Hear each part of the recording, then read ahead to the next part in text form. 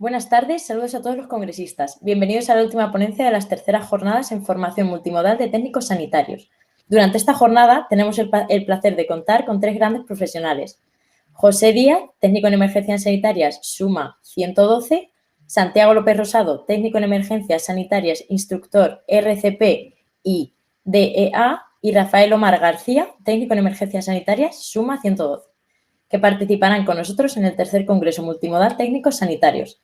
Nos compartirán su amplia experiencia y conocimientos en esta ponencia titulada Educación sanitaria en las aulas, importancia de la simulación clínica, la cual ha sido acreditada por la Comisión de Formación Continuada de las Profesiones Sanitarias. Deseamos que paséis un rato agradable y os recordamos también que podéis ir poniendo vuestras preguntas por el chat. Y nada, José, cuando quieras puedes comenzar.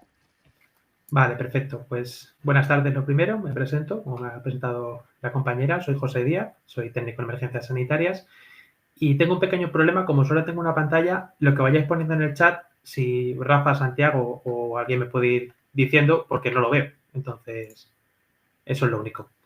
Pero bueno, yo quería empezar, como bien ha dicho la compañera, con la importancia de la formación a la ciudadanía y de la simulación en las aulas. Y quería empezar primero con un vídeo.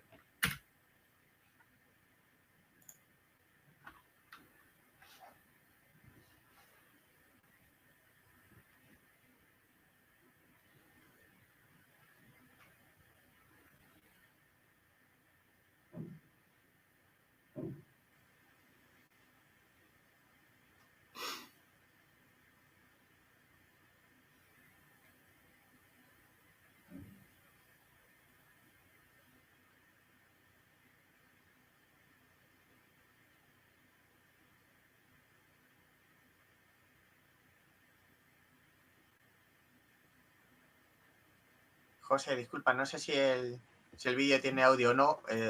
Si tiene audio no se está escuchando ni el resto de los congresistas, ni para que lo sepas al menos. O sea, los subtítulos están bien, pero no se escucha.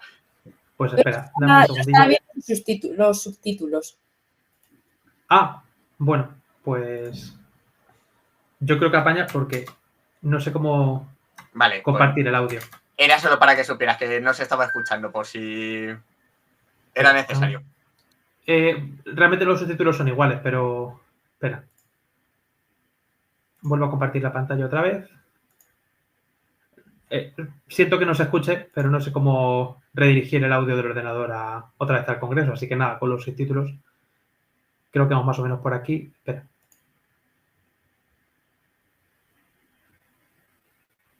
Bueno, espera.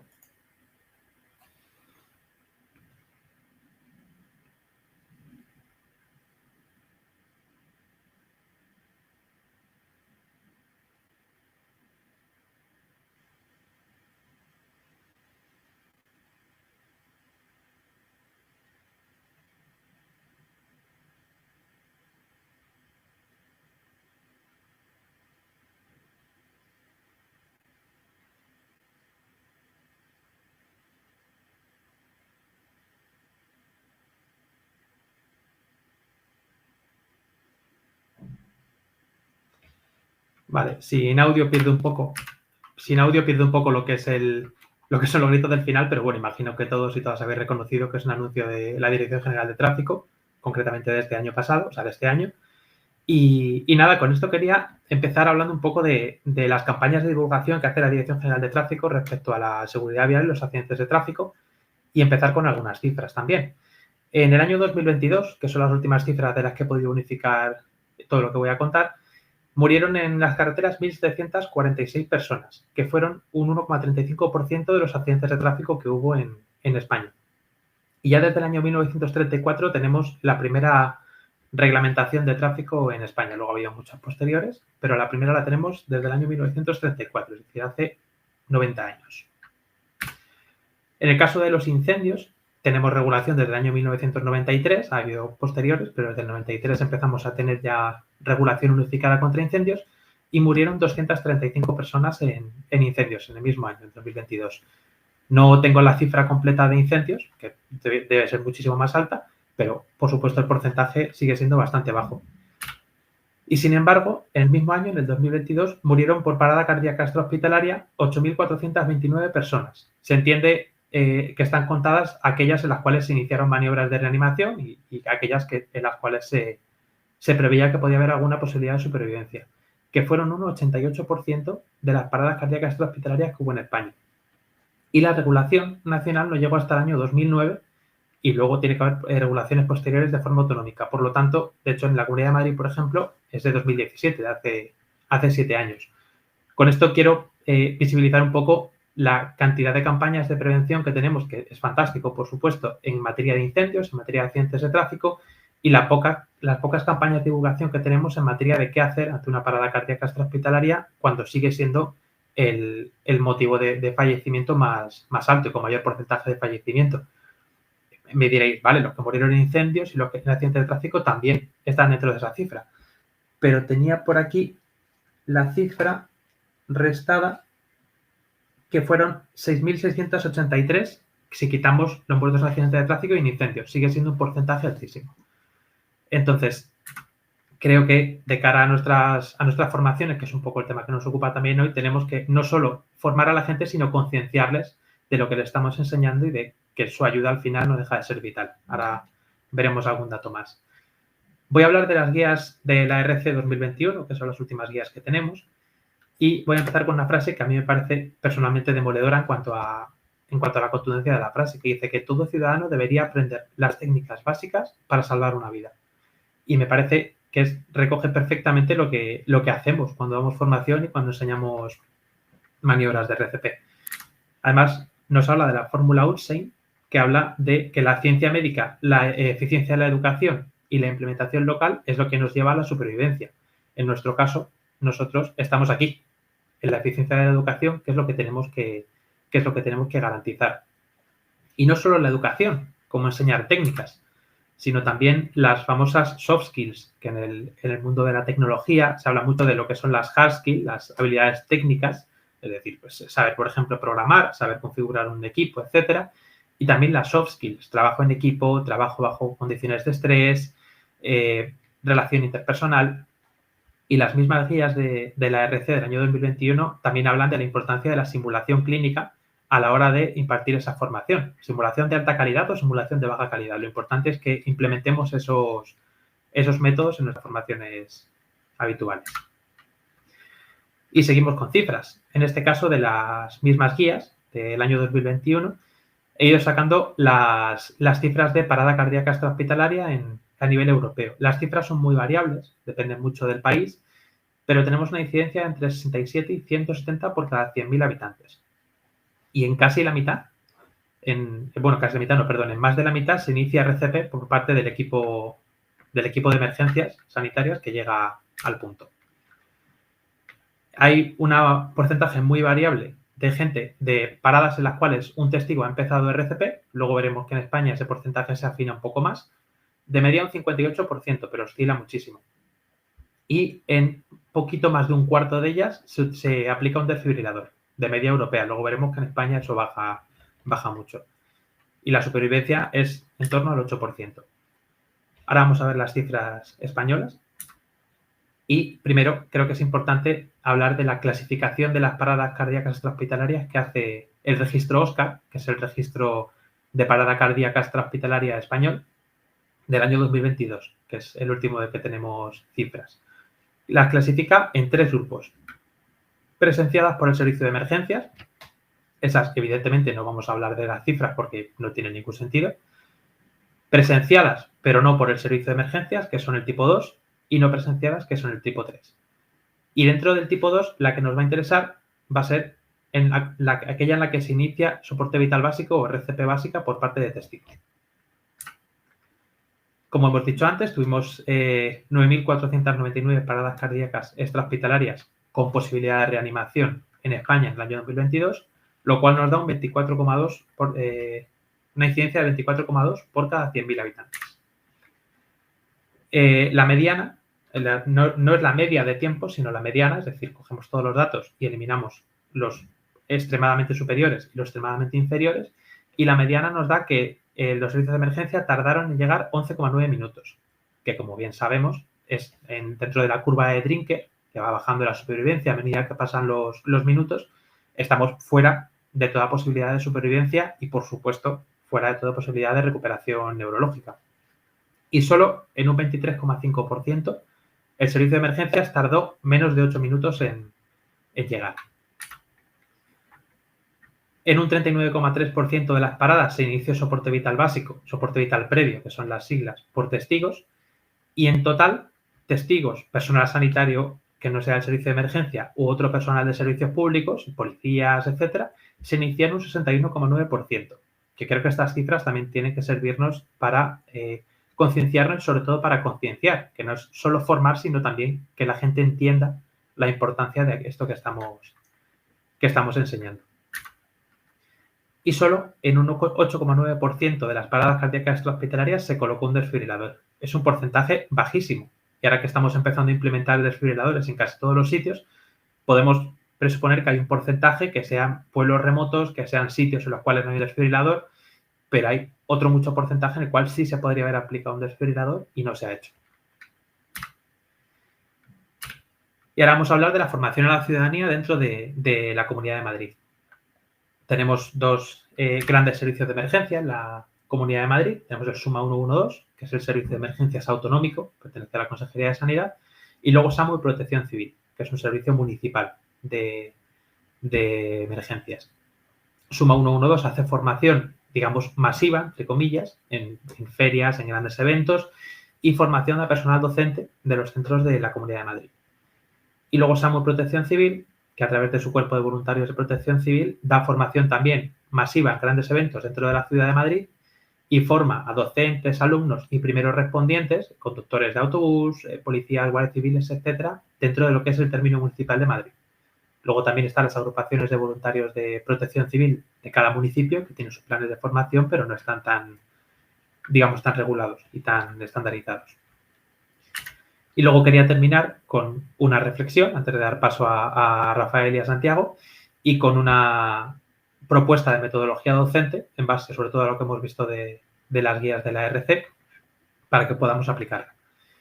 El primer punto, por supuesto, es la teoría. Es decir, hay fundamentos teóricos que tenemos que explicar y que no nos podemos escapar de ellos. O bien explicar, o bien, siguiendo un poco la metodología de la RC, dar al alumno los medios, un campus virtual y demás, para que el alumno pueda estudiarlo, pero hay ciertos fundamentos teóricos que son absolutamente necesarios. A continuación explicamos las técnicas. Las técnicas, lo que hablaba al principio, como las hard skills, las técnicas de RCP, de ventilación, colocación del desfibrilador. Lo ideal sería si simultáneamente lo voy ejecutando, si voy explicando cómo se hace una RCP de calidad y a la vez estoy sobre el maniquí de RCP y estoy ejecutando esa técnica. Posteriormente, el alumno lo practica de forma guiada. Se enfrenta por primera vez con esa situación, empieza a practicarlo, se le guía, se le va indicando cómo colocar las manos, cómo colocar los parches, para que tenga esa primera práctica guiada.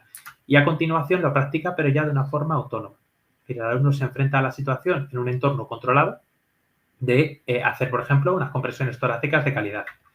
Y posteriormente ya se enfrenta, pero dentro de un contexto de roleplay o de simulación clínica. Es decir, ya se le enfrenta a una situación de estrés, se le enfrenta a situaciones en las cuales tenga que trabajar en equipo o tenga que practicar ciertas habilidades interpersonales o profesionales que le vayan a ser útiles. Tanto si es personal sanitario o personal, lo que denominamos primeros respondientes, que es gente que por su profesión se va a enfrentar más habitualmente a eso, como si es personal lego, son niños de colegio, cualquier tipo de ciudadanía. Adaptamos ese roleplay a lo que esa persona o ese público se vaya a poder encontrar, pero es importante ejecutar esa simulación también.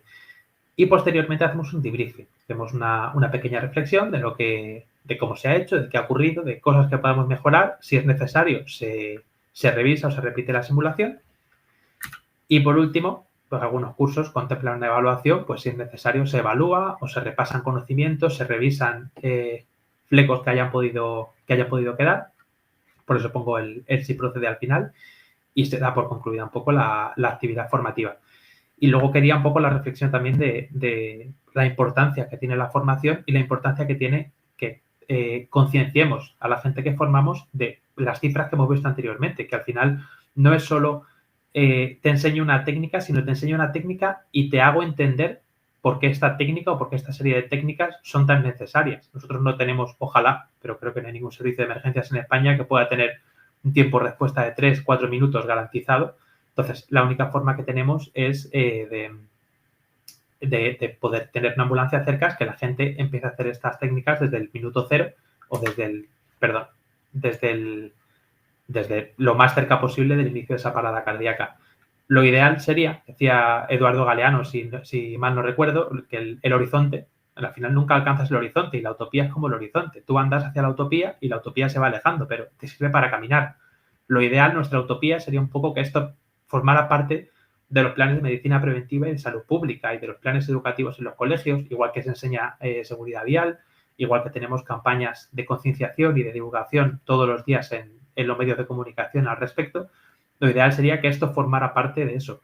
Pero hasta entonces creo que lo mejor que podemos hacer es seguir formándonos también nosotros y reciclándonos y seguir enseñando a la gente no solo lo que es importante, sino por qué es importante. Y yo ya termino. Hasta aquí. Doy paso a Rafa, si no me equivoco.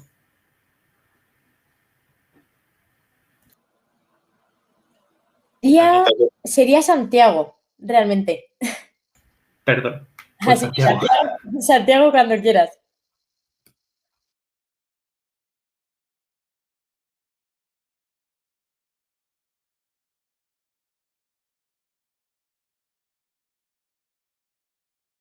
Santiago, ahora mismo no te escuchamos.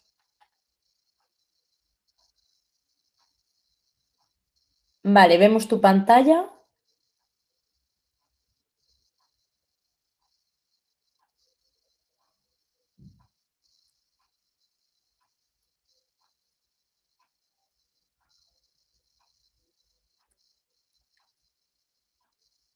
¿Seguimos sin escucharte?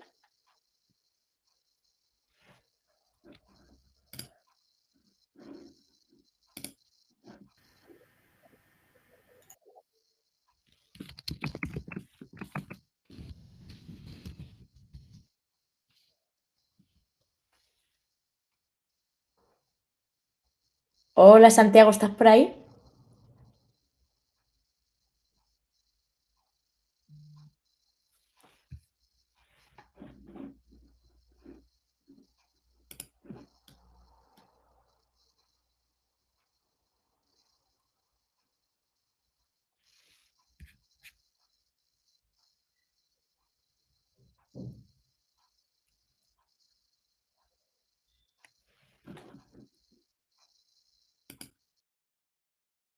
Vale, Rafa, pues si quieres al final es que te va a tocar a ti.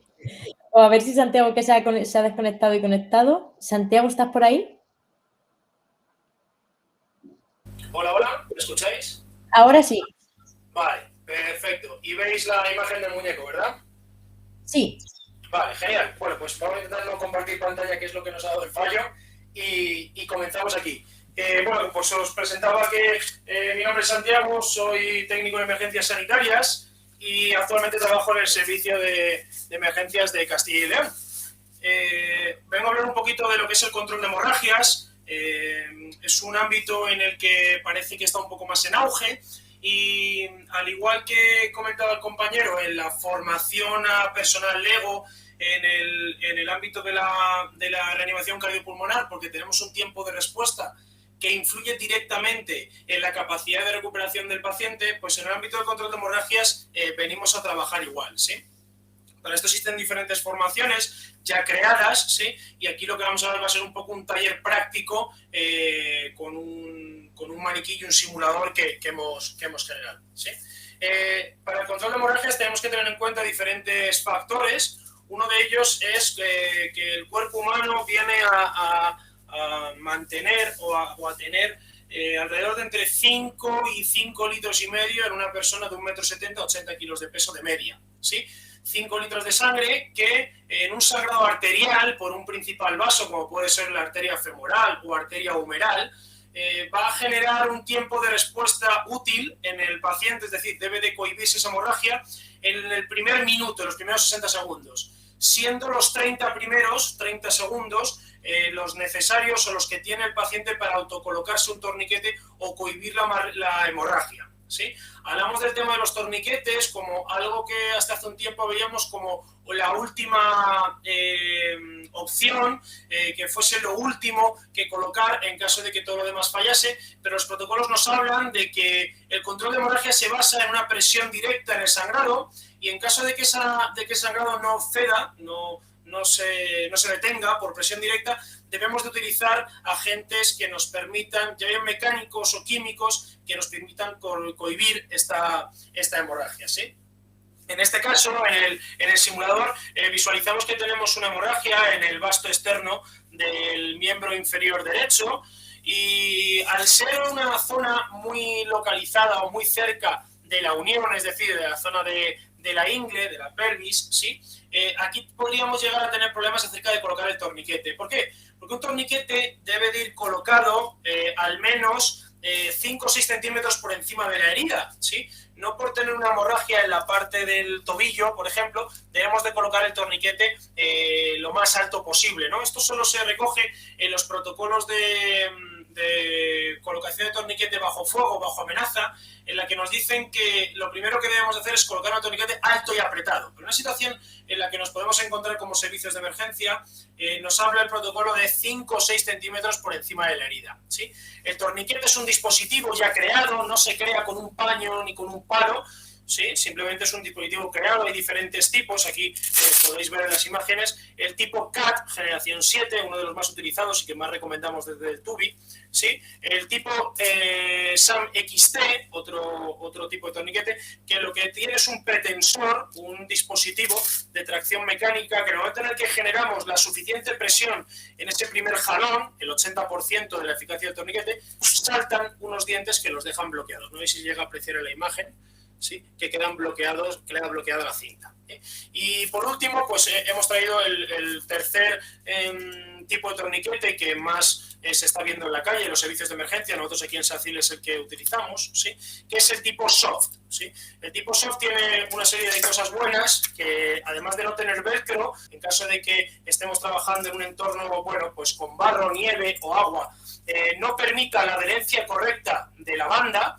El tipo soft simplemente trabaja por tracción mecánica con una hebilla metálica, ¿sí? A diferencia del tipo CAT o el tipo SAM, este tiene una hebilla metálica que nos permite introducir el torniquete por los huecos naturales del cuerpo, es decir, por el hueco popliteo, ¿sí? Y de esta manera poder llegar a colocarlo sobre el miembro del paciente, ¿sí? En este caso, como os decía, la hemorragia se sitúa en una zona alta, muy cercana a la unión, y los protocolos nos hablan de que los torniquetes deben colocarse en extremidades, ya sea miembro inferior o miembro superior. Siempre 5 o 6 centímetros por encima de la herida, como decíamos, pero en caso de que esta hemorragia o de que esta herida penetrante, traumática, se sitúe en una zona de unión o abdomen y tórax, ¿sí? En zonas de unión trabajaremos con agentes hemostáticos y la técnica de empaque de heridas que veremos ahora mismo. En caso de que sea abdomen y tórax, no se recomienda ese empaque de heridas, ya que la zona donde va a ir albergado esa gasa hemostática o ese agente de compactación, ¿sí? es infinito, por llamarlo de alguna manera. Entonces, no va a llegar a generar la suficiente presión como para cohibir esa hemorragia desde el punto de sangrado, ¿sí? En este caso, me vais a permitir que me coloque unos guantes. Siempre que podamos trabajar, vamos, recomendación plena para cualquier persona que trabaje en contacto con fluidos de cualquier paciente, sí, que siempre nos coloquemos guantes de nitrilo a poder ser, ¿sí? En caso de que ya estamos visualizando la hemorragia, ¿no? Y se puede apreciar en la imagen, si lo podéis corroborar que se aprecia en la imagen.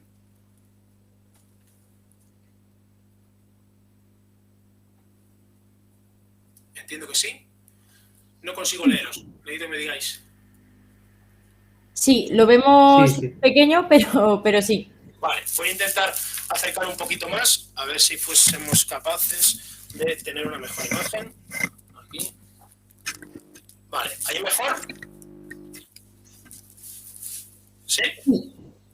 Venga, pues como vemos es una herida traumática, tiene una profundidad aproximada de unos 5 centímetros, hay pérdida de masa, ¿sí? Desconocemos cuál ha sido el agente causante y lo principal sería localizar el punto de la hemorragia, ¿sí?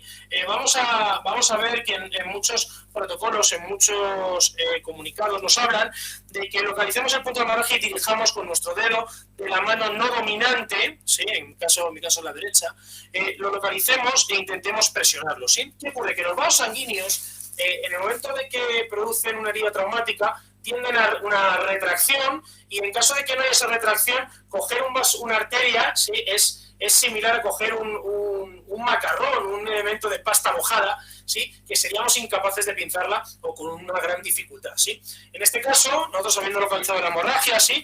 Generaríamos presión directa con un apósito. Bueno, el apósito en este caso puede ser un apósito tipo gasa comprimida, ¿sí? Como es este, viene envasado al vacío y simplemente, bueno, pues con estos sables fáciles, que no siempre son sables fáciles, también os lo adelanto, ¿sí? Lo sacaríamos del envoltorio y vemos como que empieza a deshilacharse, ¿sí? Simplemente con frotar un poco en la parte superior ya vemos que somos capaces de recoger y de ir sacando. Esto va a plegarlo en Z, no sé si conseguir ver en la imagen, que empieza a desplegarse en modo Z, ¿sí? Y los protocolos nos hablan de que con nuestra mano dominante, es decir, nosotros colocamos el paquete de la gasa en nuestra mano dominante, hacemos 2 vueltas sobre nuestro dedo, 2 dedos, ¿sí? Y localizamos o esta pequeña pelota que hemos realizado la dirigimos hacia el punto de sangrado, ¿sí? De esta manera, cuando queramos intercambiar una mano con la otra, simplemente tenemos que desplazar el tomo de gasa a la otra mano y con la mano dominante realizamos otras 2 vueltas y volvemos a comprimir, ¿sí? De esta manera, lo que haremos será comprimir y rellenar, más bien empacar, todo el hueco de la herida hasta que no quepa más de esta gasa, ¿sí? Este caso es una gasa que no presenta agente hemostático, no presenta ningún químico coagulante, pero existen en el mercado, bueno, pues diferentes productos, como puede ser Celox, una de las marcas más reconocidas en el ámbito de la coagulación química, sí, que vienen en diferentes formatos. Tenemos el Celox granulado, tenemos el Celox en modo jeringuilla, sí, aquí tenemos uno para que lo veáis. Este es un Celox oficial, ¿sí? Y viene presentado como en un formato de jeringa, en el que traemos un vástago y la jeringa en sí, con un aplicador. Simplemente retiramos el protector del aplicador y introducimos en la parte superior, ¿sí?, el émbolo. De esta manera, lo que hacemos es introducir el émbolo, o sea, introducir como el envoltorio, dirigido hacia el punto de sangrado y presionamos fuerte para que vaya saliendo ese agente hemostático y vaya rellenando todo el compartimento de la herida, ¿sí? Como veis va saliendo, tiene aquí como una especie como de apertura, ¿vale? Y va saliendo en modo de polvo. ¿Qué es el Celox? Al final, lo que es el agente hemostático es el mismo, ¿vale? En un formato que en otro, simplemente es un producto granulado, no sé si lo conseguís ver en la imagen, ¿sí?, que en contacto con la sangre precisa o lo que genera es una coagulación directa, ¿vale? Este tipo de agentes hemostáticos siempre debe ir acompañado con una presión directa posterior al empaque. Entonces es aquí cuando aparecen el concepto de vendaje compresivo o vendaje israelí, ¿sí? En este caso, pues os he traído aquí diferentes modelos. Tenemos un vendaje israelí más corto, o sea, un vendaje israelí más estrecho, otro más ancho, y hay diferentes modelos y diferentes medidas, ¿sí? Todo depende del lugar donde vayamos a generar este vendaje compresivo, ¿sí? Si lo vamos a generar en pierna, con un vendaje tipo de este tamaño, sería suficiente, pero en caso de que vayamos a hacer un vendaje compresivo en abdomen, porque el traumatismo haya sido en abdomen, no precisa de un empaque, pero sí de generar una presión directa. Y como tenemos que manejar al paciente, tenemos que movilizarlo, no podemos gastar a una persona generando presión directa en el punto constantemente. Es ahí cuando utilizamos el vendaje israelí para bueno, pues cambiar la presión que realiza el rescatista con la mano a el vendaje compresivo o vendaje tipo israelí, ¿sí? Se llama vendaje israelí porque tiene un elemento muy característico, ¿sí?, que es esta cornamusa plástica en la que nosotros cuando vamos a colocarlo, ¿sí?, si lo veis, el vendaje israelí consta de esta cornamusa plástica y una gasa, ¿vale? como una especie de gasa absorbente que nosotros colocamos en el foco de la herida, donde estamos generando la presión directa, y empezamos a realizar el vendaje. Mi recomendación, o la recomendación desde el TUBI siempre es no pasar de primeras el vendaje por la cornamusa, ya que hemos podido comprobar de primera mano de que en caso de que realicemos un primer jalón muy fuerte, esta cornamusa puede retirarse, ya que viene pegada pues, con una especie de silicona caliente. Entonces, nuestra recomendación es siempre, con la mayor compresión posible, ¿sí? Ir generando primero una vuelta bien pegada a la cornamusa, la segunda vuelta exactamente igual, y por último, la tercera vuelta que realicemos, la vamos a generar por el interior de la cornamusa. Pero es aquí cuando todavía no cambiamos el sentido del giro, sino que simplemente seguimos comprimiendo por la parte interior, ¿de acuerdo? Y es ahora, en esta cuarta vuelta, cuando sí vamos a hacer uso de la cornamusa, que si os fijáis, al hacer la presión, ¿sí? Bien ancha el vendaje, ¿sí? Lo que hacemos es hacer uso de esta pieza plástica para que genere un punto de mayor presión. Al igual que cuando en un vendaje, con una venda crepé, lo que hacemos es hacer un giro de 180 grados para generar un punto de mayor presión. De esta manera, lo único que seguimos realizando este vendaje, ¿de acuerdo? Continuamos, aplicamos presión desde un lado, desde otro, ¿sí? Fijamos el vendaje y, por último, sobre la cornamusa. ¿Cómo se finaliza este vendaje? Bueno, pues como veis en la imagen, tiene aquí como una especie de grapa plástica, ¿sí? Que esto lo único que debemos de hacer es, no hay necesidad de intentar introducirlo al 100%, simplemente es sujeción, ¿sí? Ya que con las dos primeras vueltas de vendaje es más que suficiente para su sujeción, ¿sí? Y lo grapamos, lo enganchamos con esos garfios a cada una de las vueltas del vendaje, ¿sí? Entonces, así a modo de repaso, y con esto termino, el tema del control de hemorragias es un elemento que poquito a poco nos damos cuenta de la importancia que brinda en la vida cotidiana, ya que todos tenemos objetos cortantes en casa, como puede ser un cuchillo, una navaja, unas tijeras, ¿sí? En la vía pública nos estamos dando cuenta de que en Madrid, pues en menos de 24 horas atienden cerca de entre 2 y 3 heridas por arma blanca, y que son los primeros intervinientes, en este caso las Fuerzas y Cuerpos de Seguridad del Estado, Policía Municipal y Policía Nacional, grandes compañeros, son los que son capaces de brindar esta primera intervención, ya que trabajan en ese minuto de oro, en esos primeros minutos donde, en caso de que no se cohiba correctamente la hemorragia, no vamos a ser capaces de retomar, ¿no? o de intentar salvar la vida de ese paciente. Y por último, deciros que una vez ya hemos generado esa presión con el torniquete, o en caso de que no podamos colocar el torniquete, hayamos hecho ese empaque y ese vendaje compresivo, lo siguiente sería trabajar los principales problemas a posteriori de una hemorragia, como son el shock térmico. En caso de que haya una hemorragia exsanguinante, el paciente tiende a perder mucha temperatura corporal, entonces es muy importante por ello el colocar una manta tipo Sirius, como la que veis colocada aquí bajo el paciente, ¿sí? De tal manera de que arropemos al paciente para que no pierda ese calor corporal y su temperatura basal siga estando dentro de los rangos normales. Mi recomendación es que intentemos colocar la manta Sirius de tal manera de que podamos acceder al foco de la hemorragia para una posterior valoración por parte de los servicios médicos o en el ámbito hospitalario, ¿sí? Y bueno, como reflexión final, deciros que un torniquete tipo CAT, como el que os estoy mostrando ahora mismo, tiene un coste aproximado no superior a los 30 euros, 35 a lo máximo, y bueno, es el único elemento que nos puede salvar la vida frente a una hemorragia exsanguinante como la que podemos encontrarnos en ámbitos, aunque no lo creamos, muy cercanos y muy habituales en nuestra vida cotidiana. Pues por mi parte, poco más. Agradeceros el tiempo dedicado y la atención prestada. Y bueno, pues si queréis seguirnos en nuestras redes sociales es del Tubi en Instagram. Y aprovechar para deciros que bueno, pues somos instructores oficiales en el ámbito del control de hemorragias dentro del programa Stop the Bleed, y nos podéis contactar a través de Instagram para que, pues si tenéis curiosidad acerca del control de hemorragias o simplemente pues queréis acceder a una de nuestras formaciones basadas 100% en el ámbito práctico y en la simulación clínica. Muchísimas gracias.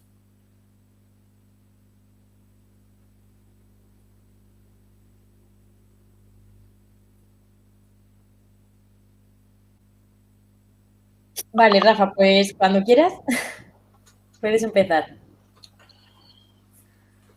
Pues nada, buenas tardes. Me presento, soy Rafael García, soy técnico en emergencias en el Suma 112 de la Comunidad de Madrid. También soy técnico superior en coordinación en emergencias y protección civil. Y a ver, yo después de lo que han hecho mis compañeros, pues no sé qué os voy a contar. La verdad es que casi nada. En el sentido de no me he preparado una gran presentación ni nada por el estilo, aunque ahora os pongo unas fotos y unos vídeos. Comentaros, yo os voy a hablar sobre todo porque también me dedico a la docencia de certificados de profesionalidad del SEPE, tanto transporte sanitario, incidentes de múltiples víctimas y catástrofes, o la parte sanitaria de aquellos certificados que lo tienen como troncal, como los de monitor de gimnasio, socorrismo acuático y demás. Entonces, de la importancia de la simulación clínica, de la importancia de si el día de mañana acabáis en ese campo, de preparar a los que van a ser vuestros futuros compañeros. No es solo lo que marca el libro, no es solo la teoría. Como bien decía José, hay que irlo acompañando tanto la teoría con la práctica. O sea, está muy bien que nosotros a una persona le expliquemos que la RCP, según las últimas recomendaciones de la RC, disculpad que se me está bajando la silla, perdón, son 32, incluso nos podemos saltar las insuflaciones para personal no lego si no tenemos métodos de barrera, pero lo tenemos que llevar a la práctica. Me gustaría poneros una imagen, voy a compartir la pantalla para enseñaros una imagen, por ejemplo, de una de las clases de mi último certificado, del último que he dado, perdón. Yo sí que os leo, así que si entiendo que se ve bien. Estamos bajando a una alumna por unas escaleras con el colchón de vacío. Y como podéis observar, lo de que haya gente por medio está hecho a posta. Estamos simulando una escalera estrecha, porque claro, esas escaleras, y todos los que sois del mundo de las emergencias sabréis que rara vez se encuentra un bloque, un edificio que tenga unas escaleras así de anchas y que te permita maniobrar. En este caso veis a la alumna. Como norma general, el primero soy yo. O sea, yo siempre me pongo el primero en todas las simulaciones. ¿Por qué? Para darle la confianza, para transmitirle la confianza al alumno de que lo está haciendo bien, de que no hay ningún problema, de que estoy tan seguro de los conocimientos que les he querido transmitir que yo me fío de ellos y voy a ser su primer alumno. También dentro de la docencia, dentro de la metodología, que me gusta impartir, siempre me gusta recalcar el lado humano. No perder la humanidad con el paciente. Muchas veces nos olvidamos, incluso los que somos profesionales, aunque bueno, yo soy profesional, nunca llegaré a tener la R porque nunca dejaré de aprender en este sector. Muchas veces perdemos la humanidad. A todos nos molesta el típico aviso a las 3 de la mañana de teleasistencia de personas de 87 años con disnea y vamos refunfuñando porque ¿qué hace a las 3 de la mañana despierto? Bueno, al final esa persona no tiene por qué culpar que a nosotros nos moleste y no tiene por qué saber que haciendo técnicas de respiración va a mejorar o que se ha asustado sin necesidad. Al final tiene miedo, se encuentra mal y demás. En todos mis cursos sí que me gusta recalcar, por ejemplo, y con vosotros lo voy a expresar también, una frase que en su día a mí me dejó marcado, y es que los cocineros con sus errores los tapan con salsa. Nosotros en el sector de la sanidad, nuestros errores los tapamos con tierra, y si no es con tierra, al menos los tapamos con un gran valle de lágrimas, porque nuestros errores pueden hacer que las recuperaciones sean tardías, que no se evolucione tanto como se quiera o al final que las personas lleguen a fallecer. También otra de las cosas que me gusta recalcarle a los alumnos dentro de la metodología práctica es eso, el que al final el ser humano sigue siendo un animal, nos consideramos evolucionados, pero no tanto como creemos, y somos el único animal que cuando tenemos problemas llamamos a otro animal de nuestra misma especie y en lugar de escondernos en nuestra guarida y nos ponemos en su mano, nos dejamos hacer por esa persona lo que haga falta, solo hay que verlo. Estamos malitos, vamos al hospital, nos dicen, ¿tienes apendicitis? Y llegas al señor cirujano y, oiga, mire, ábrame el canal, quíteme el apéndice, haga conmigo lo que quiera, que yo lo único que quiero es es quitarme este dolor de encima, por poner un ejemplo burdo y a grosso modo, para que me entendáis. Entonces, bueno, sí que es una de las cosas que me gusta recalcarle a los alumnos. Luego lo mismo, me gusta que sean ellos los que practiquen, y me gusta sobre todo, o pienso que una de las mejores formas de aprender y de transmitir los conocimientos es mediante la lógica. Yo las preguntas siempre se lo digo, que porque sí, porque no, porque yo lo digo, no vale. Salvo cuando son protocolos que, oye, mira, lo dicen unos señores y unas señoras muy sesudos que han estado estudiando mucho y no soy yo quien para discutirlo. Pero siempre hay que argumentarlo. Lo mismo con nuestros alumnos de prácticas. Cuando los tenemos, podemos aprender de ellos. Ellos vienen con toda la teoría fresca, no tienen vicios, no tienen esas manías que al final vamos adquiriendo todos en nuestro trabajo. Podemos aprender de ellos, debemos escucharlos y sobre todo debemos argumentar nuestras respuestas a la hora de explicarnos, ¿vale? O sea, nos hacen una pregunta y debemos argumentarles el por qué hacemos las cosas de una forma o de otra. Sí que me gustaría enseñaros, por ejemplo, no sé si puedes, Mari Carmen, poner el último vídeo que te he pasado, el de la silla trineo, para que puedan ver esta buena gente, el tema de cómo soy yo el primero que se pone de muñeco de prácticas. Ahora mismo. Para que veáis que no os engaño, sobre todo, y para que veáis eso, que al final es el refuerzo al alumno, de tener a tu profesor, que en teoría es el que te aprueba, el que te suspende, tenerle ahí a tu disposición. El 3, por ser tú. Vale, creo que se ve bien, ¿no? En teoría sí, el audio tampoco es que me importe mucho. Para que ahora te tenga calidad. Como veis, al final es el dejarme bajar en las escaleras esas tan bonitas que tenemos, con la silla trineo. Carga de arriba del todo, y pese a eso, irles dando directrices. A ver, nadie nace sabiendo. Y este es un material que en el día a día, los que trabajáis en extrahospitalaria, los que la habéis vivido, sabéis que se usa de continuo. Entonces, es ya os digo, un pequeño ejemplo de cómo es la simulación, cómo el dejarse, cómo el ser el primero en dejarse hacer por ellos. Lo mismo con los vendajes o lo mismo de cara a control de cervicales y demás. ¿Por qué? Uno, para transmitirle seguridad, como ya os decía. Dos, para poder corregir de primera mano. Una vez que te lo están haciendo a ti, estás viendo los defectos que tienes. Pues me presionas, no me presionas, me haces un buen control cervical, tienes las manos ligeras, estás poniendo el collarín al revés y así es imposible que vaya a suceder nada bueno, ¿vale? Cosas así. Luego lo mismo con la RCP. En el tema de la RCP ya no me pongo como muñeco, para eso hay unos estupendos, pero sí que el tener el control, yo le suelo tocar el bíceps femoral para saber si la están haciendo bien o mal. Solo con eso ya se va viendo lo que hacen nuestros alumnos, si están haciendo una RCP de calidad o no. Y bueno, mi charlita llega hasta aquí. Espero haberos podido aportar algo y me gustaría, si puede, Mari Carmen, ahora dejaros la opinión de un par de alumnos. Aparte, sí, uno le veis, era de los que estaba en la escalera, y el otro no sé si se le veía o no en la foto, para que tengáis de primera mano, pues eso, el cómo son mis clases, cómo es mi metodología, y que si os sirve para si el día de mañana vosotros dais docencia, pues que lo podáis coger y aplicar. Un gusto el poder charlar con vosotros, y nada, ahora quedo pendiente de todas las preguntas que tengáis.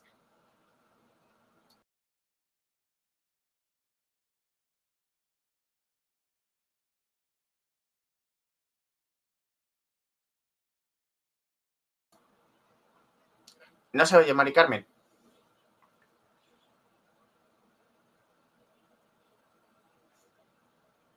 ¿No se escucha nada? No.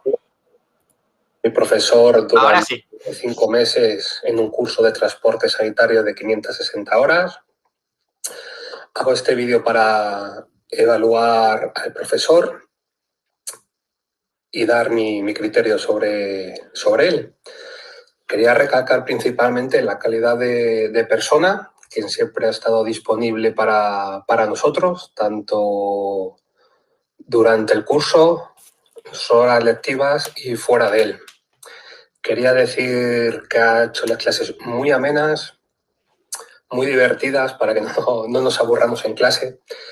Quería comentar también la dinámica que ponía, tanto formación, clases teóricas, vídeos, proyector, PowerPoint y sobre todo recalcar las clases prácticas, que eran muy amenas, con la ambulancia, con material que nos traían, con material que se traía él, haciendo las clases divertidas, amenas y con mucho aprendizaje. Recalcar, por ejemplo, algunos casos prácticos de un paciente psiquiátrico que cuando fuimos a atenderle, pues nos atacó con un cuchillo, costando mucho inmovilizar a mi compañero y a mí. Otro caso así práctico que siempre le gustaba poner es, por ejemplo, inmovilizar un paciente con el tablero espinal y una araña, subiéndose él encima del tablero y del paciente para comprobar la resistencia y que nosotros estemos tranquilos a la hora de trabajar con el material. Sí, ya para bajar los pacientes, inmovilizadores de todo tipo, muchos casos prácticos que a la hora de enfrentarnos al mundo laboral pues nos va a ayudar mucho. Y también recalcar, por ejemplo, el dominio que tiene Rafa del tema. Ha estado muchos años como técnico en emergencia sanitaria y la verdad que eso se ha traducido en un buen hacer hacia nosotros los alumnos. Siempre recalcar una actitud positiva, una buena educación y muchísima atención hacia todos nosotros, haciendo repasar una y otra vez los temas principales para que nos quede muy claro a la hora de salir al mercado y sobre todo en conocimientos. La verdad, recalcar la excelencia del profesor también como persona, ya que siempre nos atendía, incluso fuera de su horario laboral, tanto a nivel docente como a nivel particular. Y poco más que decir. Recalcar su buen hacer, que al final es importante. Y como sigo una persona que a lo largo de su vida ha hecho muchos cursos de diversas formaciones, sé distinguir donde hay un buen profesor y donde lo hay un poquito menos. Y Rafael, la verdad que